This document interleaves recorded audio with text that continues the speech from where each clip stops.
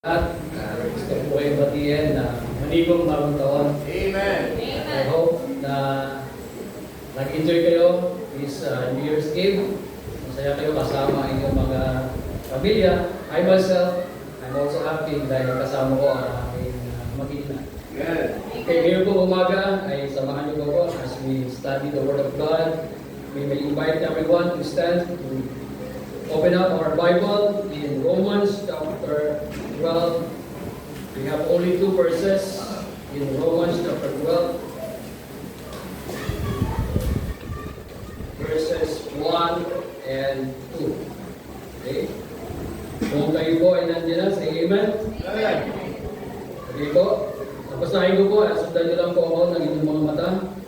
Romans chapter 12 verse 1, sabi po dito, I beseech you therefore, brethren, by the mercies of God, that ye present your bodies a living sacrifice, holy, acceptable unto God, which is your reasonable service. In verse number 2, sabi po dito, and be not conformed to this world, but be ye transformed by the renewing of your mind, that ye may prove what is that good and acceptable and perfect will of God. Tayo po'y manalangin. Ang manaming Diyos na mga pangyarihan, maraming pong salamat na ibinako po kami sa lugar na ito upang kami ay magpuri, magpasalamat, at mag-aral ng iyong mga salita ngayong umaga po ito. Salamat po, Panginoon, sa pribileyo na ibinigay mo po sa amin that we come to this place to worship you in spirit and truth. Pagpalain po ang pangaral ng iyong mga salita.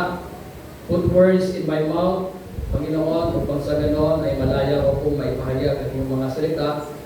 Gamitin mo lang po, Panginoon, as your mouthpiece. I am not worthy to stand behind the pulpit, but I pray, O God, that the Holy Spirit will empower me. May the Holy Spirit will become our real teacher this morning. Palain po ang mga puso ng bawat isa. Mga Panginoon, ang bawat sa puso amin, including me, ay ma-bless at ma-challenge ng iyong mga salita ngayong umaga. Maraming salamat for the sa aming pastor, Pastor Anjo, for allowing me to speak before thy people this morning. In Jesus' name we pray. Amen. Pwede na po tayo magsiupo, mga kapatid.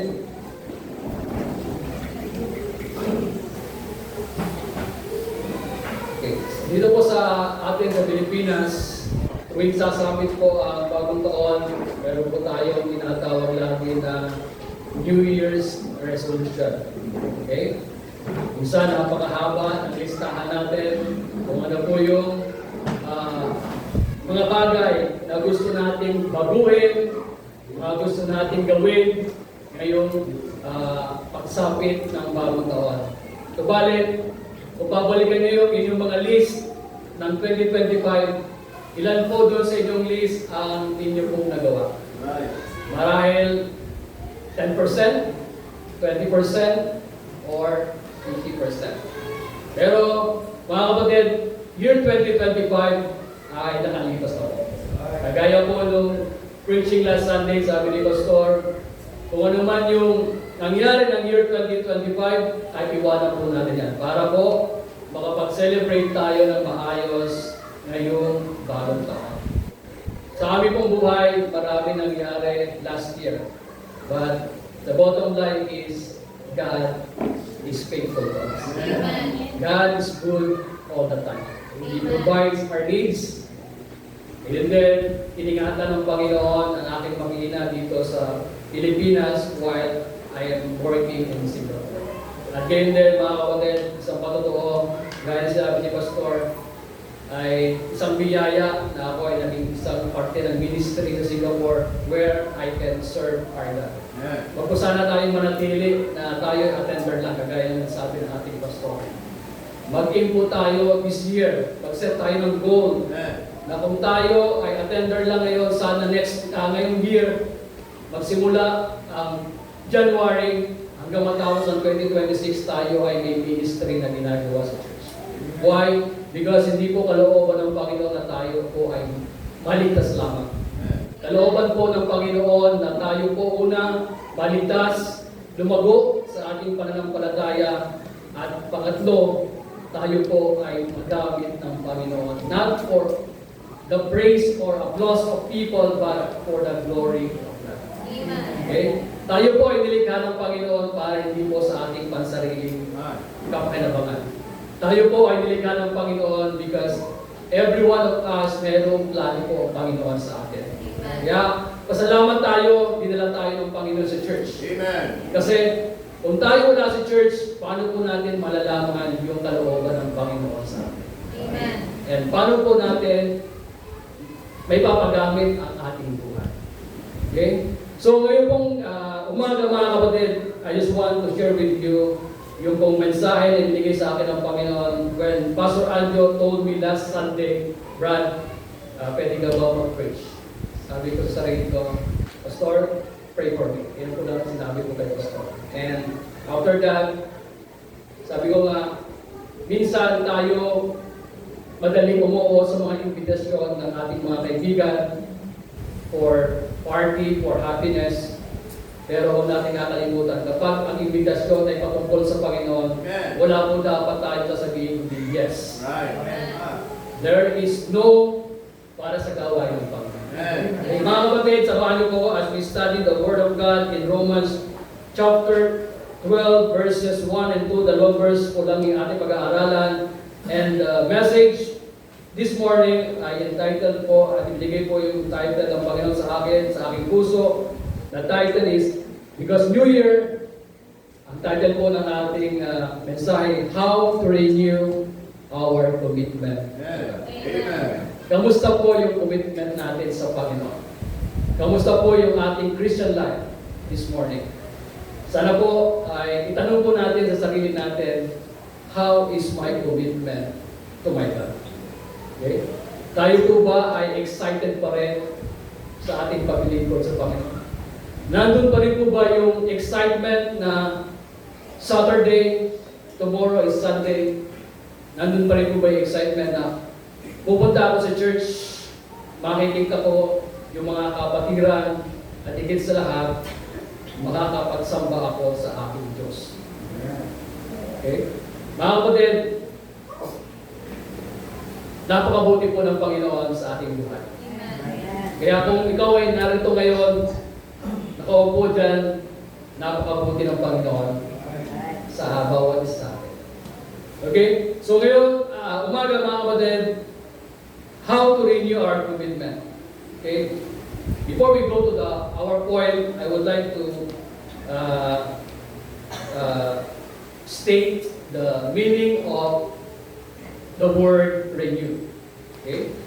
So, according to Mr. Webster, ang ibig sabihin po ng salitang renew is resume. It means yung mga bagay na na-stop natin for a while, and then in a certain period of time, kailangan natin ipagpatuloy. Okay? At ganun din po, meron yung another meaning of the word renew is to extend further validity. Okay? Para po extend yung mga validity of a certain, like example, sa mga nagmamaneho, yung driving license natin, there's a certain period of time of validity. Sa ngayon ay meron ng 10 years. Okay? Okay, ganun din yung renewal every year din sa Pilipinas. Meron tayong tinatawag kung tayo yung mga sasakyan, kailangan natin i-renew yung ating mga sasakyan. Dahil brother ngayong January, mag-renew na siya ng kanyang sasakyan. Okay? At doon sa mga, meron din mga business, January na naman, bago magtapos ang January, kailangan i-renew yung ating mga business registration. Okay? Para po valid yung ating pag-ooperate ng ating business. Okay? So, ganoon din, kung tayo po nagtatrabaho, meron po tayong contract, kung yearly po yung contract natin, okay, kailangan din po natin i-review yung contract natin dahil mag-expire. Okay? Because there is a certain validity na pwede mo po gamitin. At gayon din mga kapatid, kung tayo ay may mga internet contract or whatever contracts that we have sa ating bahay, meron din po yan certain validity at may expiration at kailangan po nating i-renew. Ikaw ba? Okay? Sa mag-asawa po ba, meron din po bang renewal? Meron. Meron pong renewal of vows. Kagaya po nung nangyari nung, anong year yan, Brad? Yung nag-renewal of vows kayo? 2022 ba o 2021? 2021. Then sila Brother Excel, last 2023. Tama? Tama po ba? Okay. Kasi Pastor, malayo-layo pa rin ito. Ang susunod siguro ay kami sa 2020, ilan? Baka magkamali, kami po namin.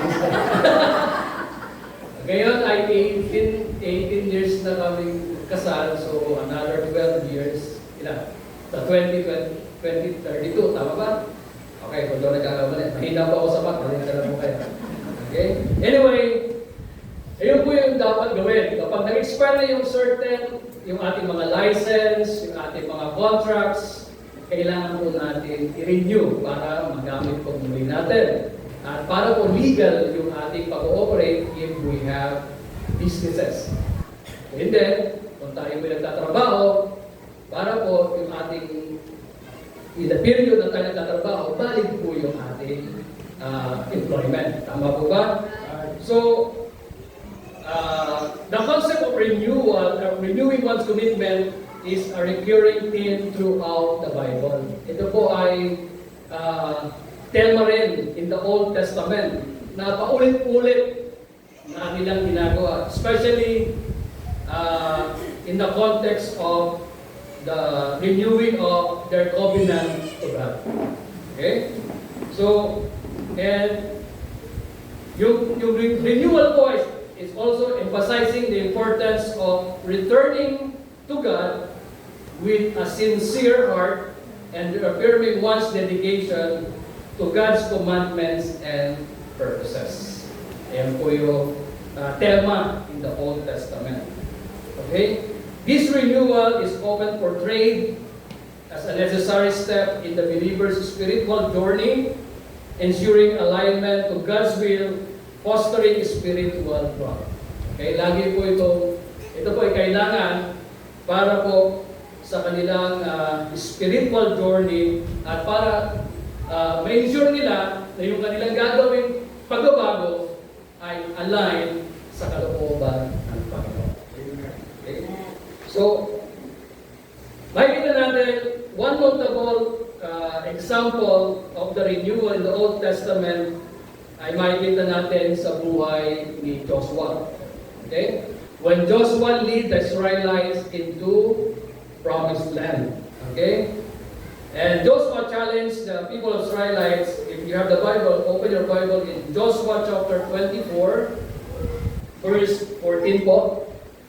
Okay, sabi po dito, now therefore fear the Lord and serve Him in sincerity and in truth, and put away the gods which your fathers served on the other side of the flood and in Egypt, and serve ye the Lord.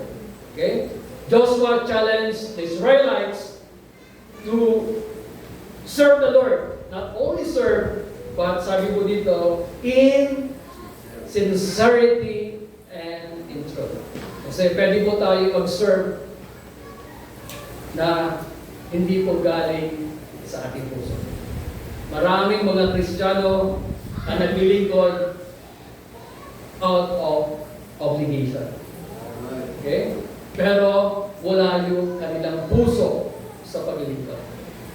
Kailangan po lagi, mga kapatid, whatever ministry we have, dapat ginagawa natin hindi para sa tao, hindi para kay pastor, kundi para sa Panginoon. Okay? At gagawin natin, at paglilingkod tayo nang meron tayong pagmamahal sa Panginoon. Out of love to God. Ayan, huwag natin laging iisipin, maglilingkod ako for the people of God. Para palakpakan naman ang tao.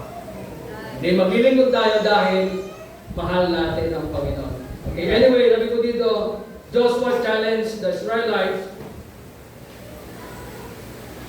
Okay, in Joshua chapter 24, in verse 14, sabi ni Joshua, serve Him in sincerity and in truth, and also in-emphasize ni Joshua dito, and put away the gods which your father serving on the other side of the flood and in Egypt, and serve me the Lord. Kaya sabi ni Joshua, hindi lang kayo maglingkod na merong pagmamahal, kundi alisin din ninyo yung inyong mga idols sa inyong buhay.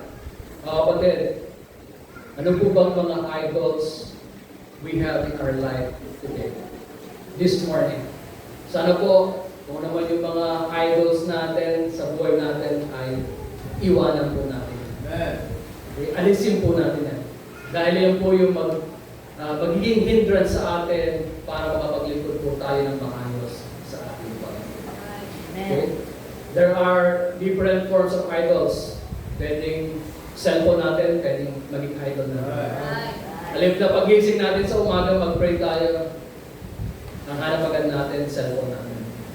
Okay? Pwede rin natin maging idols yung mga hobbies natin. Mas bibigyan natin ng importansya yung mga bagay na kung saan tayo nagiging masaya. Minsan nakakalungkot. Mas masaya tayo sa mga ginagawa natin para sa ibang bagay, pero hindi tayo masaya sa ginagawa natin para sa mga. Okay? Idols, pwede rin maging yung ating trabaho. Mas focus tayo sa ating trabaho kaysa sa paglilingkod sa Panginoon. Hindi naman po sinasabing masama ang magkaroon ng trabaho. Hindi po natin sinasabi na masama ang merong trabaho. Of course, kailangan natin magtrabaho because through our work, God will use us. Okay? To provide the needs of the church. So, sabi ni Joshua, itakwil nyo na yung mga idols na yan. Okay? At maglingkod kayo sa Panginoon. And another, similarly, in the Old Testament, the prophet Samuel urged the Israelites to return to the Lord with all their hearts. Okay? Ganun din ang tema ni Samuel. And hinamon ni Prophet Samuel ang mga Israelita to serve the Lord with all their hearts. Okay, if you have the Bible, turn your Bible in 1 Samuel chapter 7, verse number 3, sabi ko dito, and Samuel spake unto all the house of Israel, saying, if ye do return unto the Lord with all your hearts, then put away the strange gods and Ashtaroth from among you, and prepare your hearts unto the Lord, and serve Him only, and He will deliver you out of the hand of the Philistines. Okay? So, ganun din po yung hamon ni Prophet Samuel sa mga Israelita na paglingkuran ninyo ang Diyos ng buong puso. At alisin yung mga idols, yung mga hindrances para po tayo ay makapaglingkod ng makayos sa ating Panginoon. So those are the Old Testament foundation. Ngayon, in the New Testament, the theme of renewal is closely associated with repentance and transformation. Okay? But before that, doon sa Old Testament, this act of renewal is involved a turning away from idolatry and a recommitment to serving God alone. Okay?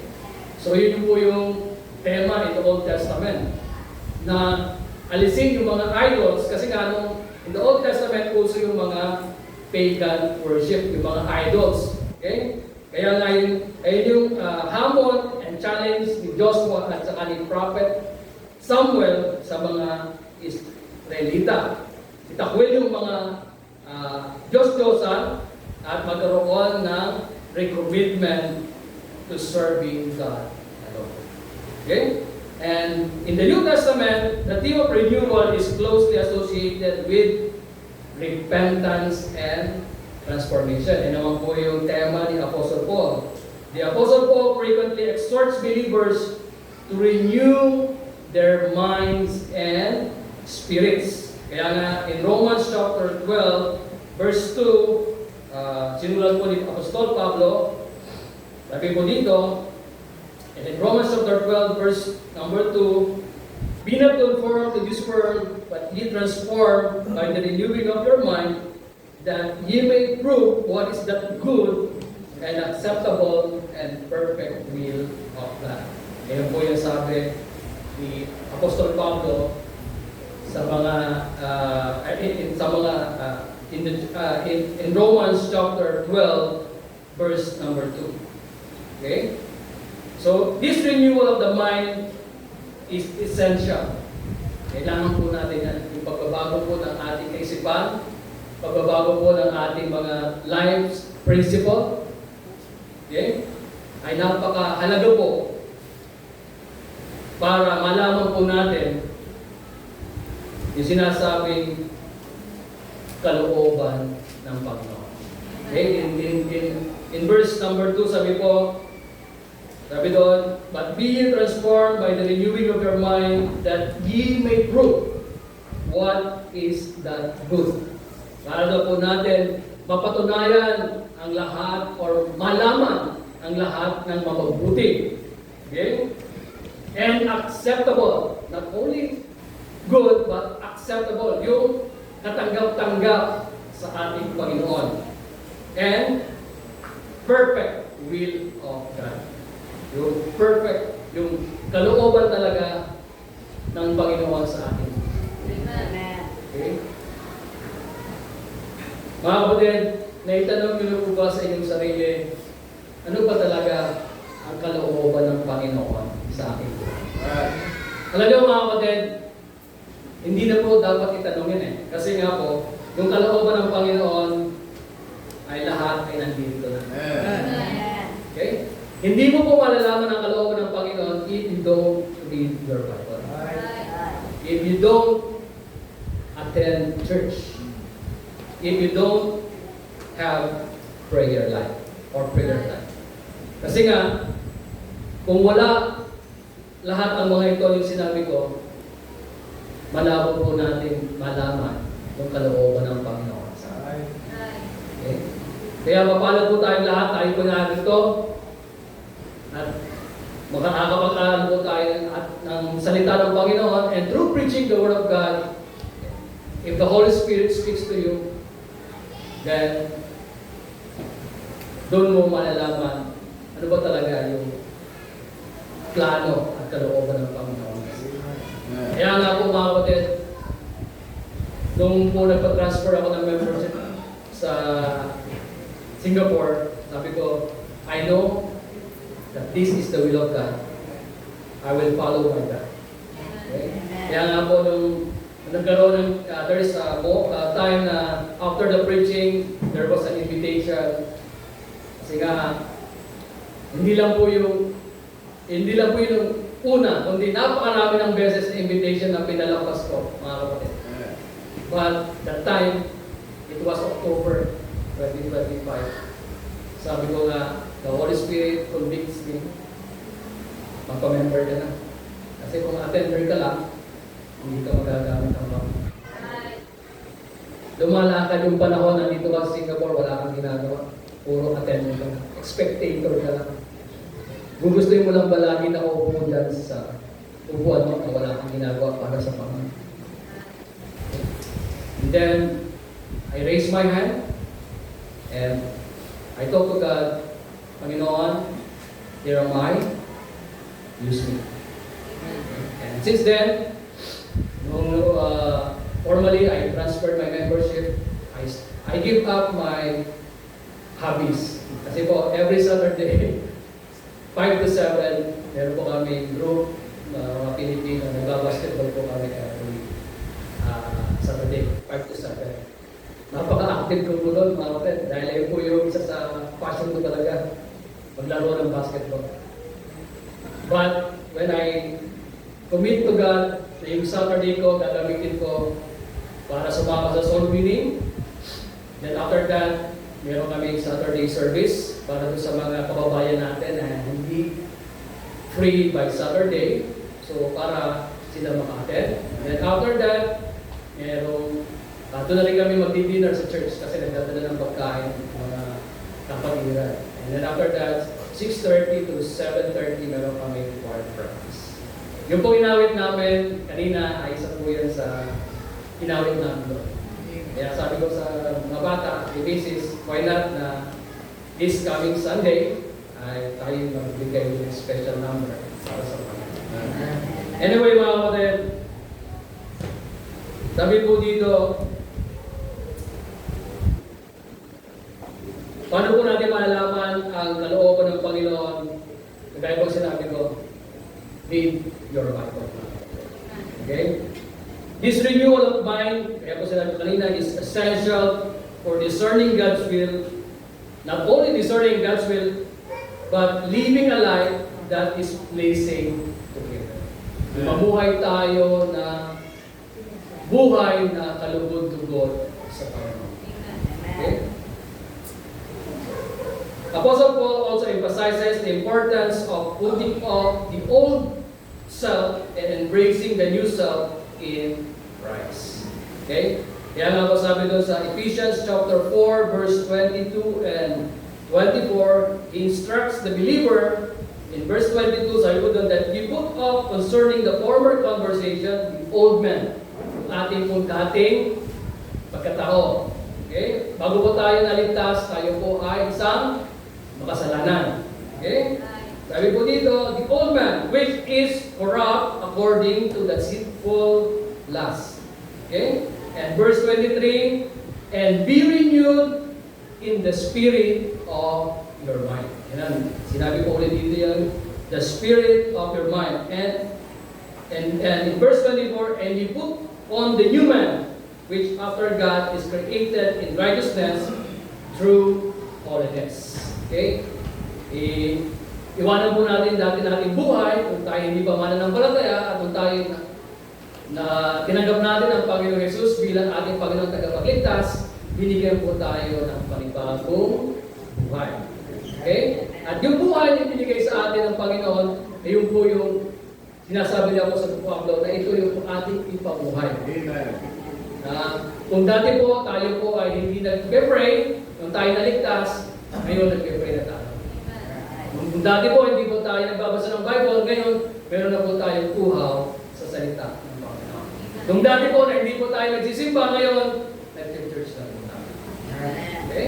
Kasi po, buwan kung tinanggap po natin ang Panginoon Jesus, the Holy Spirit indwells in us, at hindi na po, at ito po yung Holy Spirit ang nag-guide sa atin, nagkukonvict sa atin para hindi na natin gawin yung ating own habits of old nature. Okay, this passage highlights the transformative power of renewal, enabling believers to live in righteousness and in holiness. Okay. So, nandiyan po kayo? Amen. Amen. Kasi po, pag nag-i-amen kayo, lalo po kung gagana ang president. Amen. Amen.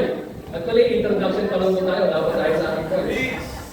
Okay, so dapat na po tayo sa ating first point. How to renew our commitment to God. Number 1. Okay, basahin ko po muna yung verse in Romans chapter 12, verse 1. Sabi po dito, I beseech you therefore, brethren, by the mercies of God, that ye present your bodies a living sacrifice. Take note, the word a living sacrifice. Number 2, holy and acceptable unto God, which is your reasonable service. Okay, our first point, how to renew our commitment to God. This morning, our first point is by giving or presenting yourself to God. Okay? So, mga kapatid, kung ngayong umaga, hindi ka pa po mananampalataya, ngayon po umaga is your time na para kilalanin ang ating Panginoong Hesus Kristo bilang iyong Panginoon at tagapagligtas. Because you can only give yourself to God if you have accepted the Lord Jesus Christ as your personal Lord and Savior. Kaya kung hindi ka pagligtas, hindi mo pa may bibigay ang iyong sarili o may hahain ang iyong sarili para sa Panginoon. So, by giving or presenting yourself to God, Subpoint letter A, as a living sacrifice. Okay? If in the Old Testament, nag-o-offer sila ng mga hayop or dead animals as their offering, but sa atin po ngayon, sa ating panahon, Christians offer their full selves, bodies, minds, and lives as a living sacrifice. Okay? As a continuous act of worship. Okay? And this living sacrifice involves, kailangan po natin, if we offer our life as a living sacrifice, nandun po, napapalog po yung total surrender to God. Kailangan po natin yung, hindi po natin basta ibibigay yung sarili natin. Kailangan natin yung tinatawag na there is a total surrender to God's alone or to God's will. Okay? Kasi nga, hindi lang ibibigay natin yung sarili natin, kundi sabi dito, also our mind, yung ating pag-iisip. Okay? Kailangan natin ibigay sa Panginoon. At hayaan natin ang Panginoon ang mag-control ng ating kaisipan. Okay? Kasi nga, bilang tao, we are not sinless perfection. Kasi nandito pa rin tayo sa laman, tayo po ay prone pa rin sa kasalanan. Pero, salamat sa Panginoon, nandun yung kanyang pangako in 1 John 1:9, if you confess your sins, He is faithful and just to forgive your sins and to cleanse us from all our unrighteousness. Okay? So, kagaya sinabi ko, in the Old Testament, dead animal sacrifices they offer para for their atonement of their sin. Para yung dead animals i-offer ng priest doon sa Holies of Holies para yung maging represent na yung mga kasalanan natin ay doon pupunta sa offering para tayo ay mapatawad ng Diyos. But we praise God, after the Lord Jesus Christ died on the cross, nahawi na po yung curtain and we have direct access to God para humingi na kapatawaran sa ating mga kasalanan. Aren't you glad na hindi na tayo pupunta sa mga tao para mag-confess ng ating kasalanan? Aren't you glad that we have direct access to God, to ask God to forgive our sin and to renew our mind and to change the concept and the principle of our mind. Okay?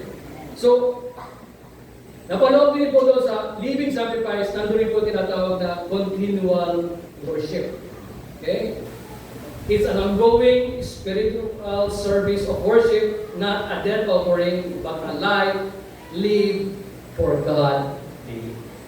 Okay? Yung buhay na ipinamubuhay natin sa Diyos araw-araw. Na hindi nasusunod ng ating self-will, but God's will in our life. Okay? So, napapalaw din po dito yung tinatawag na transformation. Okay? Anyway, matatakal pa rin natin yung transformation in our next point. Transformation, it means moving away worldly patterns, or in other words, not being conformed to this world, but being renewed your mind by God's Word. Kaya ako sinasabi ko kanina. But being renewed by God's Word. Okay? At napapalaw din dito sa living sacrifice is yung tinatawag na holiness and righteousness. Okay? Presenting your body as an instrument for God's righteous purposes, set apart from sin. Okay? And also, yung tinatawag na serving others, yung makapaglingkod tayo sa iba. Okay? Mga kapatid, sana po yung gospel hindi po mamatay mismo sa atin. Kung tayo ay nakatanggap ng dakilang biyaya ng Panginoon ng kaligtasan, sana po natin ipagdamot sa iba. I-share po natin ito. Huwag sanang mamatay sa atin yung salita ng Panginoon. Kailangan po ito, kung tinanggap po natin ito ng free, ibigay din po natin ng free sa ibang tao. Especially our loved ones na hanggang ngayon ay hindi paligtas. Huwag natin ipagdamot yung kaligtasan na tinanggap natin na libre. Okay? And also, nakapaloob po doon yung natawag na costly. It's harder than a dead sacrifice because it requires ongoing personal sacrifice, discipline, and putting God's will above your own. Okay? So, how to do it? Kailangan natin, number one, kailangan natin magkaroon tayo ng self-discipline. Okay? Para magawa po natin yung mga sinabi ko earlier, kailangan po natin magkaroon ng self-discipline. Manage your time. Okay? Lahat po tayo binigyan ng 24 hours a day. Okay? At sana, i-balance natin. Kung meron tayong time sa trabaho, sana magkaroon din tayo ng time sa Panginoon. Kung maraming tayong time sa ating family, dapat meron din tayong time sa pamilya natin i-share yung salita. Okay? Kung tayo may time sa pag-cellphone, sa pag-browse, pag-surf through internet, sana meron din tayo time na magbasa. Amen. Okay? So, how to do it? By disciplining your flesh or yourself. And also, using your body to serve others. Kaya yung sinabi ko kanina. Kailangan natin gamitin yung ating sarili as a mouthpiece of God to share the good news. Okay? Yung kaligtasan na minsan tinanggap natin na walang bayad. Okay? Hindi minsan na walang bayad. Okay? And making daily choices. Kailangan maging matalino tayo sa ating mga decision making every day. Alam niyo po, sa pagsusuot pala ng damit, you need to decide. Ito po bang damit na gagamitin ngayong linggo ay maglulugot ang Panginoon sa isusuot ko? Okay? Kahit sa pagpili ng pagkain, ito po pagkain ito ay masasatisfy ba ako? Okay? Kahit sa pagpili ng kaibigan, ito po bang kaibigan kung ito ay makakapagdala sa akin sa mabuti? Ito pong kaibigan kung ito ay madadala niya ako sa Panginoon? Okay? Kaya nga, we should make daily choices. Kailangan natin, yung mga decision making natin, dapat laging kasama natin ang Panginoon. Amen. Kasi pag kasama natin ang Panginoon sa bawat decision natin, hindi po tayo magkakama. Because God will give us wisdom in every decision making. At ganyan sa ating mga young people na gagraduate this year, sana ngayon pa lang pinag-pray na kung ano yung course na kukunin nyo for this coming school. Okay? Kasi nga, every decision making, lagi po ito mayroong tinatawag na consequences. Diba? Kaya nga, as bilang ama, lagi ko po pray na ito po bang decision making ko ay may, kasi nga, as a father, pag nag-decide ako, alam ko, nung una magsasuffer, pag nagkapali ako, ang aking asawa na ako na. Kaya nga, lagi ko po nagpe-pray, yung bawat decision na gagawin ko ay hindi lang dapat kino-consider ko yung sarili ko, kundi sino-consider ko yung mga people behind me. Okay? Kaya nga, papalag tayo, especially yung mga anak natin, dahil sila lumalaki sa church. Hindi katulad namin, yan, Brother Rexel, Brother Cleo, Pastor, hindi kami lumaki sa church. At salamat sa Panginoon, dahil kung hindi po kami dinala ng Panginoon sa ibang bansa, marahil nandun pa rin kami sa katedral. Diba? Marahil tuwing Pasko, bagong taon, toma rito, toma doon. Diba? Salamat sa Panginoon dahil niligtas po tayo ng Panginoon at ngayon ginagamit po tayo ng Panginoon. Okay? So, ayun po yung first subpoint natin. Medyo mahaba mga kapatid, pasensya na kayo. Amen. First subpoint po natin, how to renew our commitment to God. First, by giving yourself or presenting yourself to God. First subpoint po natin, a living sacrifice, sabi po to the verse 1. And second subpoint, letter B po natin, yung tinatawag na holy. Okay? How to present our body, siyempre dapat holy. Bakit po? In 1 Peter chapter 1, verse 16, sabi po dito, because it is written, be ye holy, for I am holy. Okay? Kailangan po natin munang maging banal. Dahil po, bakit po? Dahil ang ating Diyos na pinaglilingkuran ay banal. Okay? Kaya, kailangan po natin i-aim natin sa ating sarili na tayo, hindi naman tinatawag na perfect, kundi magawa tayo ng paglago sa ating spiritual na buhay. Kaya ngayon, year 2026, kung tayo ay hindi, ibig sabihin, hindi tayo masyadong naging malago last year, sana this year, bigyan natin na sa tulong ng Panginoon ay maging malago tayo spiritual. Okay? So, sabi dito sa 1 Peter chapter 1 verse 16 is a call from the apostle Peter for believers to live set apart, sanctified lives that reflects God's own character. Kaya nga, if God is holy, dapat maging ganun din po tayo. Para may ibigay natin ang ating sarili sa Panginoon na ayos. Okay?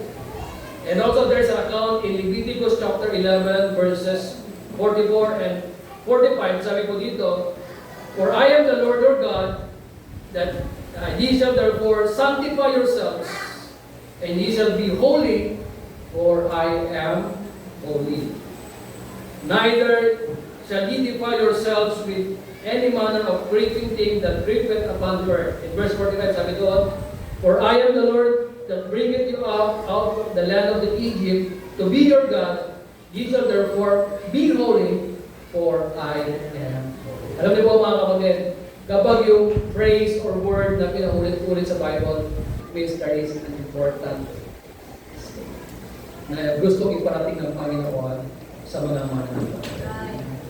Okay? Because God is holy, dapat hindi po maging banal po tayo. Para i-present natin ng maayos ang ating sarili sa Panginoon. Okay? So, ganoon din po sa Leviticus chapter 20 verse 7, sanctify yourself therefore, and be ye holy, for I am the Lord your God. Okay? It means reflecting God's purity in all actions, conduct, and character, not through impossible perfection, hindi nga po sila kanina, but by responding to the holiness of God has already given the believers through our Lord Jesus Christ. Living differently from the world and showing sincere love. Okay? So, second subpoint po natin ay holy. Kailangan po banal. And third subpoint po natin is sa verse number 1, sabi po doon, by the mercies of God, that ye present your bodies, una, a living sacrifice, holy, and number 3, subpoint, letter C, acceptable unto God. Okay? Ito po lagi sana ulagaliin natin mga kapatid.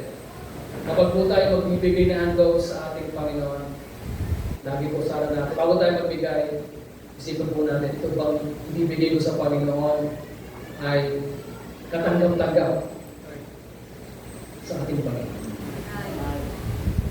Sana po ugaliin din natin na ibigay lagi natin yung best pag tayo magbibigay sa Panginoon. Sana ibigay natin yung tira-tirahan.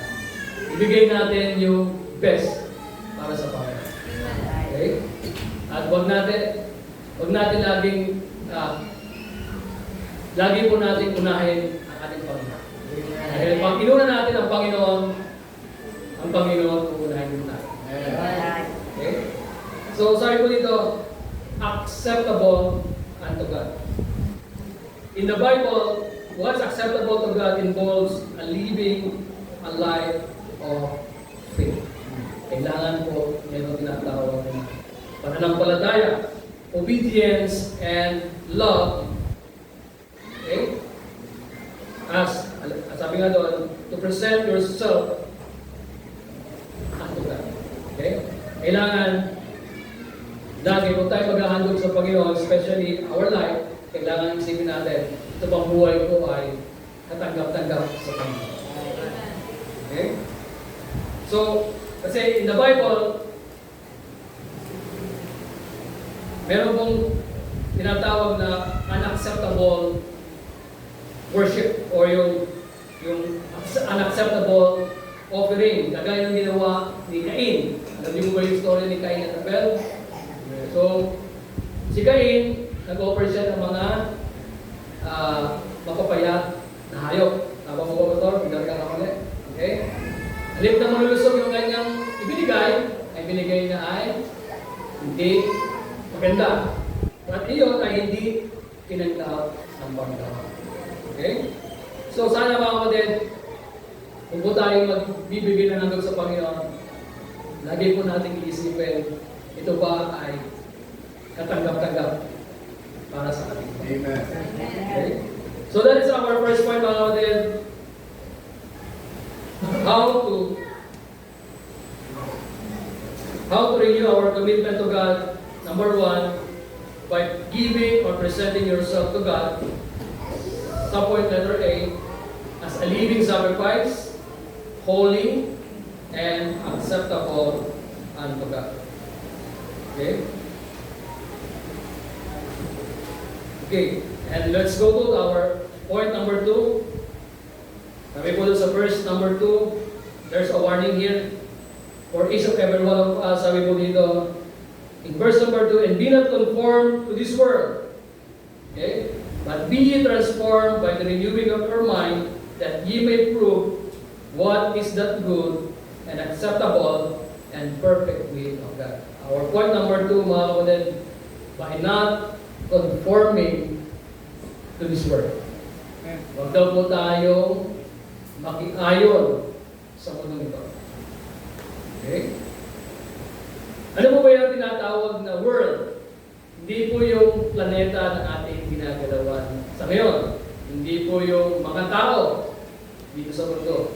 Kundi yung pong the evil system and the worldly order controlled by Satan that opposes. Yun po yung mundo na ang nagahari ay hindi ang Diyos, kundi si Satan. Okay? Kaya, kung titignan niyo po ang ating paligid, napakadaming kabuluhan nangyayari. Ang daming korupsyon ang nangyari sa ating lipunan. Why? Because this world, ang nagahari po sa ngayon ay hindi ang ating Diyos, kundi si Satan. Kaya nga, there's a warning sa atin bilang mga mananampalataya, huwag po tayo makiayon sa mundo ito. But pagkos ay ating labanan ang mundong ito upang sa ganoon, labanan natin by the help of God. Kaya nga kailangan natin lagi suot yung mga baluti, yung mga weapon natin. Walang iba kundi yung Word of God para tayo po ay magtagumpay sa mundo ito. Okay? At sabi po sa Bible, abstain from all appearance of evil. Amen. Kung alam mo ito ay merong lumayo ka na dyan. Kung alam mo ito ay masama, hindi ito kaloob ng Panginoon, lumayo ka na dyan. Huwag mo sabihin, ay Kristiyano ako, malakas ako, nag-pray ako. No. Dahil ang ating kaaway ay mas malakas sa atin. Na minsan, akala natin okay lang, pero hindi mo alam, unti-unti ka na pala na-fall sa kanyang patibok. Okay? So, ayun po yung ang kahulugan ng mundo. This system promotes ungodly principles corrupt customs, and selfish ideologies. Ayan po yung mundo natin ngayon. Kaya, we are reminded in verse number 2 na huwag tayo makiayon sa mundo. Dapat magkaroon tayo na tinatawag na separate life. Okay? So, what not conforming means? It means rejecting worldly values. Kagaya po sinabi ko kanina. Don't adopt the world's focus on pleasure, possession, power, or status. Okay? Kailangan po natin talaga na huwag natin yapusin yung mga bagay dito sa mundo. Kailangan natin pagtagumpayan lahat yan sa tulong ng Diyos. Okay? Kaya as a Christian, kailangan talaga natin magkaroon ng tinatawag na separated life. Para hindi po tayo mag-conform dito sa mundo. And paano po mangyayari yun? Kagaya ko sinabi ko, kailangan magkaroon tayo ng tinatawag na time para sa Word of God. Kasi kung tayo may Word of God lagi sa ating puso, ay tayo po ay makakaiwas sa kasalanan. Sabi po dun sa Psalms 119 verse 11, yung Dora Kapamanin, Thy word have I hid in my heart that I might not sin against thee. Kailangan po natin ang salita ng Panginoon araw-araw. Para hindi po tayo makiayon sa mundo nito. Kagaya po na sinabi ko kanina, para hindi po tayo makiayon sa mundo nito, lagi po natin piliin yung ating mga acquaintances. Okay? Pag alam mo na itong grupong ito, hindi makapagbibigay sa atin ng maganda, iwasan na po natin. Alam niyo po, walang lugar na magbibigay sa iyo ng magandang bagay kundi akin. Kaya don't isolate yourself to church. Amen. Kasi kapag wala ka sa simbahan at wala ka sa under the protection of God, madali kang matatalo ng tao. But if you are in the church, you are protected by God. Okay? Kaya nga, walang lugar na ang isang Kristiyano ay magiging masaya na pumunta ng this church. Sana po mga kapatid, kung tayo masaya pagpunta sa mall, sana masaya din po tayo. Okay? Okay? So, how to renew our commitment to God? Number 1, by presenting yourself to God, by not conforming to this world, and lastly, in verse number 2 pa rin po mga kapatid, sabi po doon, by renewing of your mind. Yan. Medyo natakil na rin natin po sa una, pero ngayon sa third point, ay bigyan po natin na mas malalim na emphasize. Okay? By renewing of your mind, sabi nga po dito, do not conform to the pattern of this world, but be transformed by the renewing of your mind, then you will be able to test what is approved, what God's will is good, pleasing, and perfect will. This verse encourages believers to change their thinking to align with God's will rather than adopting worldly ways to understand God's purpose. Okay? Kailangan po natin baguhin ang ating pag-iisip. Okay? Kasi kapag ang isip natin ay hindi maayos, hindi po tayo... Okay, katulad, pagiging nagtatrabaho. Tingnan niyo po.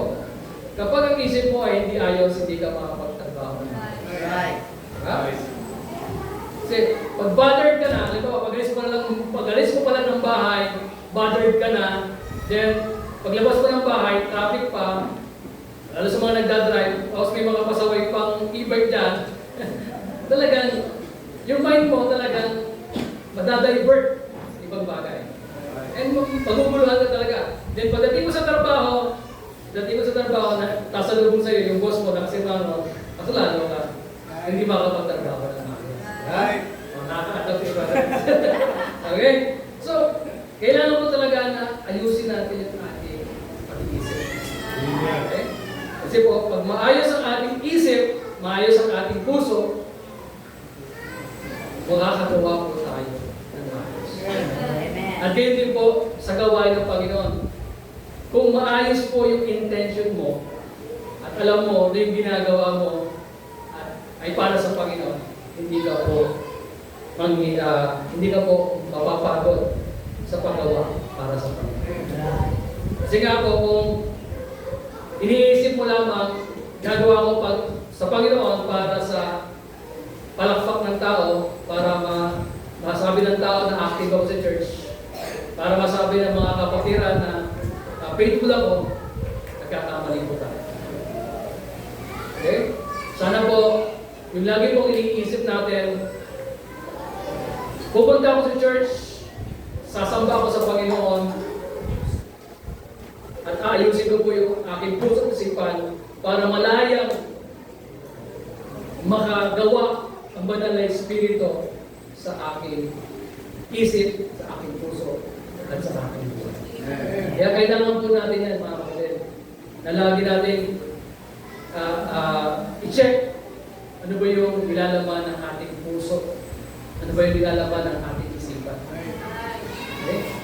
At kung there's kagaya po ng panalangin ni Pastor Dela, if there's any wickedness in our thoughts, in our mind, i-confess natin yan sa Panginoon. At hayaan natin na ang banal na Espiritu ang malayang makagawa sa ating buhay, sa ating isip, sa ating puso. At mahalaga po yan para po ma-renew natin yung ating commitment sa ating Panginoon. Ngayong umaga mga kapatid, kamusta po yung commitment natin sa Panginoon? Tayo po ba ay masaya pa rin sa ating paglilingkod? Ngayon, kung kagaya nga po na sinabi ko, if 2025, marami tayong mga ministry na napabayaan, hindi na po natin may babalik. 2025 ay nakalipas na. At ngayon tayo ay nasa kasalukuyan. 2026, kung ano man yung mga pagkukulang natin nung nakaraang taon, ano man yung mga nangyari sa atin nung nakaraang taon, iwanan natin na. Kaya nga po yung sabi ni Apostle Paul in Ephesians chapter, yung verse natin last Sunday, iwanan natin yung mga nakaraan. At maging excited tayo sa mga darating na pangyayari. Okay? Ngayong taong 2026, sana maging excited tayo, especially sa gawain ng Panginoon. We have to set a goal in our life, especially in our Christian life. Kung tayo may mga goal na gustong marating para sa ating pamilya, para sa ating mga karir, sana meron din tayong goal para sa paglingkod natin sa Panginoon at sa ating spiritual buhay. Mangyayari lamang yung mga kapatid if sana yung ating message ngayong umaga ay makatulong to renew our commitment to our God. Okay? So, renewing one's commitment to God is not merely a one-time event. Okay? Hindi po yung biglaan. Okay? But a continual process. Okay? As long na ikaw ay hindi, gaya po sa ating Christian life, hindi po, ang pinakamahirap po talaga ay yung mag-umpisa. Pero if you continue, naging consistent ka, hindi mo mamamalaya, ba, narating ko na pala yun. Gusto ko na. Huwag po tayong titigil. Marami mga pagsubok ang ating harapin ngayong 2026. Marami mga struggles. Huwag po tayong susubok. Especially huwag tayong titigil sa ating paglilingkod sa Panginoon. Okay, magpatuloy tayo. Dahil sabi sa Hebrews chapter 13:5b, you will never leave thee nor forsake thee. So kailangan po natin magpatuloy. At huwag po tayong titigil. It involves regular self-examination, repentance, and a conscious decision to follow more closely the practice of spiritual disciplines such as, kahit sa kanina, prayer, Bible study, worship plays a crucial role on this ongoing renewal. Okay? Kailangan po natin yung mga bagay nito, kagaya ng pananalangin, pag-aaral ng salita ng Panginoon, ito po, pag-attend lagi, every Sunday, every Wednesday, ay ito po yung makakatulong sa atin para po mag-sustain po tayo sa tinatawag natin pag-review ng ating commitment sa Panginoon. Okay. So, nandiyan po ba kayo? Amen. In conclusion, Amen? Sabi po dito, the biblical call to renew one's commitment is a vital aspect of the Christian life, urging believers to continually align themselves with God's purposes and grow in their relationship with God. Through the examples of the covenant renewal in the Old Testament and in the teachings of the New Testament, the Word of God provides a comprehensive framework for understanding and practicing this essential spiritual discipline. Amen. Mga kapatid, sana po nakatulong po yung ating pag-aaral ngayong umaga, how to renew our commitment to God. Maraming po salamat and a very good morning po. Amen. God bless you.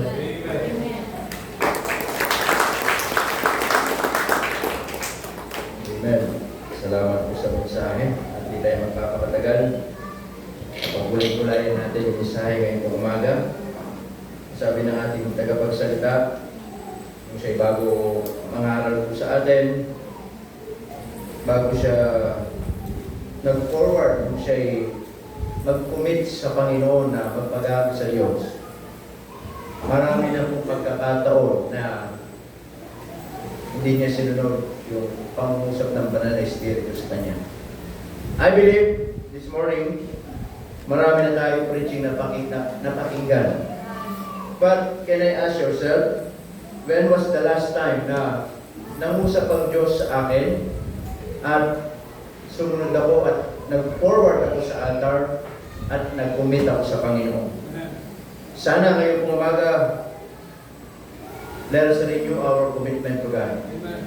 Baguhin na natin yung puso natin sa Panginoon. Naniniwala ako laging merong pangungusap ang Diyos sa puso ng bawat isa. Naniniwala ako laging merong gustong ituro ang Panginoon sa bawat isa. Sunday after Sunday, the Holy Spirit is speaking to us, nangungusap sa iyo, pero kailan yung pagkakataon na, alam mo, nangungusap. At nag-forward ka, nag-commit ka sa Panginoon, Lord, from now on, from this time, magkukumit ako sa iyo. Yung buhay ko, lalo kong magtatapat, lalo kong magpapagamit, lalo kong aayusin ang buhay ko sa iyong harapan. Dahil kung lahat ay tumayo, let's go to the Lord in prayer. Panginoon, marami pong salamat sa umagang ito. Salamat po, Panginoon, sa iyong pong biyaya. Salamat po, Panginoon, sa iyong pong katapatan. Salamat po, Panginoon, sa mensahe na aming pong napakinggan.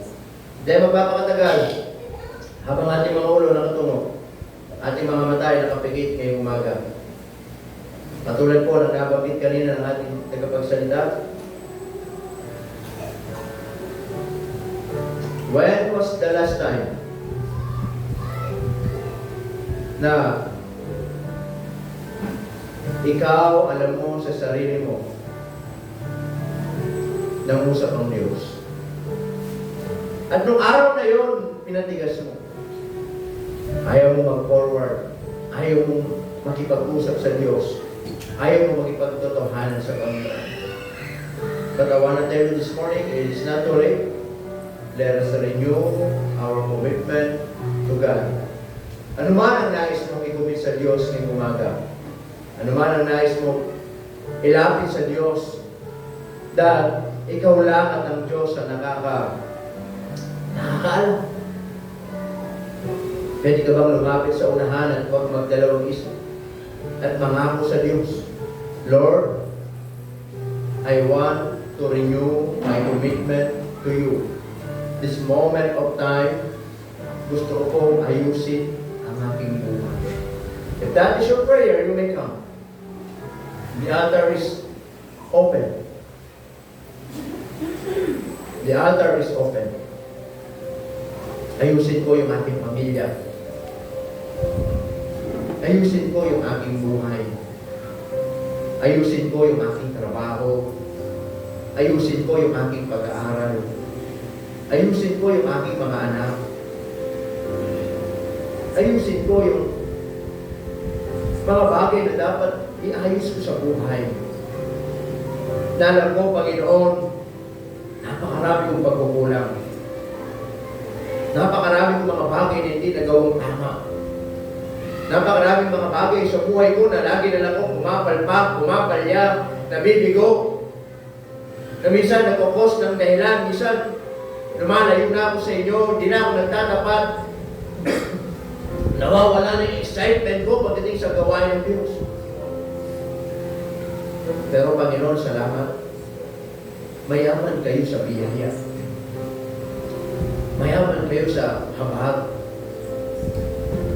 Lagi niyo pa rin ako pinapaalalahanan na mahal niyo po ako, Panginoon.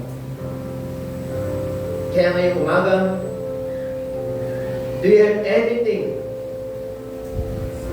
in your life na ikukumit mo? Panginoon, I want to commit my life this morning.